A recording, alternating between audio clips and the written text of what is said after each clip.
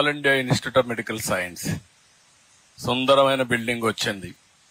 పక్కనే బెటాలియన్. ఈరోజు అమరావతి రాజధాని. అమరావతి రాజధానిలో నడిబొడ్డున ఇలాంటి ఎకో పార్క్ ఉందంటే చాలా సంతోషం వస్తుంది. నేను ఇంట్లో నుంచి ఇక్కడికి వస్తే మరో ప్రపంచానికి వచ్చినట్టుంది. ఇక్కడే ఉండిపోవాలనిపిస్తా ఉంది. ఒక ఇల్లు కట్టుకొని అంత మంచి ప్రదేశానికి వచ్చాం. సుందరంగా ఎటు చూసినా కళ్లకు ప్లీజింగ్ గా కనపడుస్తుంది. మనసు ఆహ్లాదకరంగా తయారవుతుంది. ఈ రోజైతే రోజుకి 300 మంది ఇక్కడికి వచ్చి ఏదైతే వాకింగ్ చేస్తున్నారు అది 300 3000 కావాలి. ఈ ప్రాంతం అన్ని విధాల అభివృద్ధి అయ్యే పరిస్థితి రావాల్సిన అవసరం ఉంది. ఈ రోజు మీరు హైదరాబాద్ చూసుంటారు. అన్ని గుట్టలు, అడవులు, రాళ్లు. అలాంటి హైదరాబాద్ లో చెట్లు పెట్టాం. ఒక్కొక్క రోజు 1,00,000, 2 లక్షలు, 5 లక్షలు పెట్టాం. దానివల్ల మొత్తం హైదరాబాద్ అయితే ప్రపంచంలోనే ఒక గ్రీన్ సిటీగా తయారయ్యే పరిస్థితి వచ్చింది. అందుకే నేను మిమ్మల్ని అందరినీ కూడా కోరేది ఒకటే, ఈ రోజు ఇలాంటి కార్యక్రమాన్ని జయప్రదం చేయడం కోసం 14లో కూడా ఒక కార్యక్రమం స్టార్ట్ చేశాం. ఆ రోజు మిషన్ హరిత ఆంధ్రప్రదేశ్ కి శ్రీకారం చుట్టాం. ఆ రోజే ఒక లక్ష్యాన్ని పెట్టుకున్నాం, 50% గ్రీన్ కవర్ రావాలని. ఈ గ్రీన్ కవర్ రావాలంటే 26 జిల్లాల్లో కూడా చెట్లు పెట్టే కార్యక్రమం చేయాలి.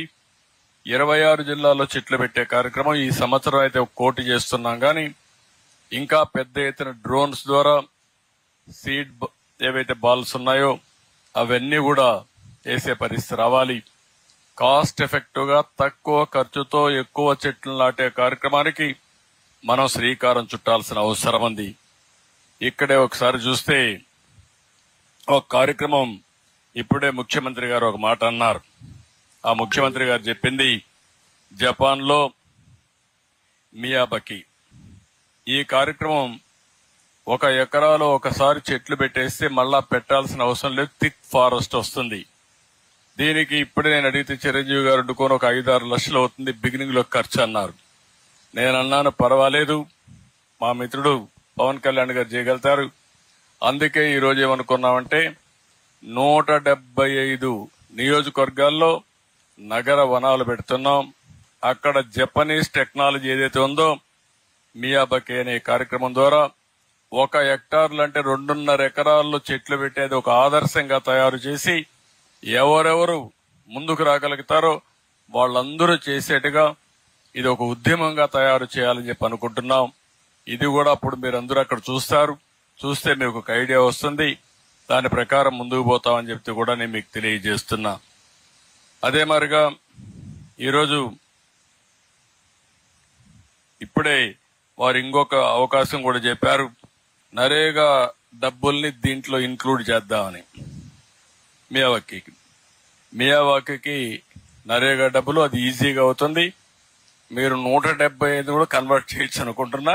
అవసరమైతే 1 హెక్టార్ కాకుండా దాంట్లో ఎటు మెటీరియల్ కాంపోనెంట్ ఉంటుంది, లేబర్ కాంపోనెంట్ ఉంటుంది. 2 కలిపి ఈ 175 కనీసం 50% అన్న చేయండి, చాలా ఇంపాక్ట్ వస్తుంది. దానివల్ల రాష్ట్రంలో ఒక స్ఫూర్తిదాయకంగా ముందుకు పోయే పరిస్థితికి వస్తుంది. పక్కనే నరేగా మంత్రి కేంద్రంలో ఉండడం, ఆయన చూస్తున్నాడు ఇవన్నీ ఏంటని. మేము ఎప్పుడు కొత్త ఆలోచనలు చేస్తాం. ఆ కొత్త ఆలోచనలు మీరు దేశం అంతా అమలు చేసే బాధ్యత మీకు ఇస్తాం. ఇంత మునుపైతే నరేగా ద్వారా పనులు చేయాలని తెలియని రోజున పనులు చేపించాం. ఎప్పుడు కూడా మనసు ఉండాలి, ఆలోచనలు ఉండాలి, కార్యక్రమాలు ఆటోమేటిక్ గా అవుతాయని చెప్పి కూడా నేను మీకు తెలియజేస్తున్నా. ఈరోజు ఇంకొక పక్కన ఈరోజు పిల్లలందరూ ఎక్కడున్నారు. గ్లోబల్ వార్మింగ్ పెరిగింది. ఎంతో మంది చెప్తున్నారు మనకందరికీ. దీనివల్ల పొల్యూషన్ విపరీతంగా పెరిగిపోతా ఉంది. ఒక పక్క పరిశ్రమల కాలుష్యం, ఒక పక్క వాహనాల కాలుష్యం, ఇంకో పక్క నదులు, కాలువలు ఇవన్నీ కూడా కలుషితం అయిపోతున్నాయి. దీనికి తోడుగా అడవుల్ని మనం నరికేస్తున్నాం. ఇవన్నీ చేసిన దానివల్ల అడవుల్లో అయితే ఒక ఫారెస్ట్ కు వ్యతిరేకంగా మైనింగ్ కూడా చేసే పరిస్థితి వచ్చారు.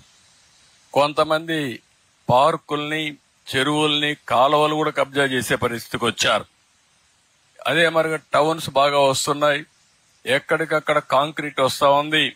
దీనివల్ల కూడా మీరు ఒకసారి చూస్తే పెను మార్పులు పర్యావరణంలో వచ్చే పరిస్థితి వస్తా ఉంది. అయితే ఇవన్నీ మనం కాదనలేం. అదే సమయంలో మనం అందరం ఆలోచించుకోవాల్సింది, దీనివల్ల కరువులు వస్తున్నాయి, ఇంకొక పక్క విపరీతంగా తుఫాన్లు వస్తున్నాయి.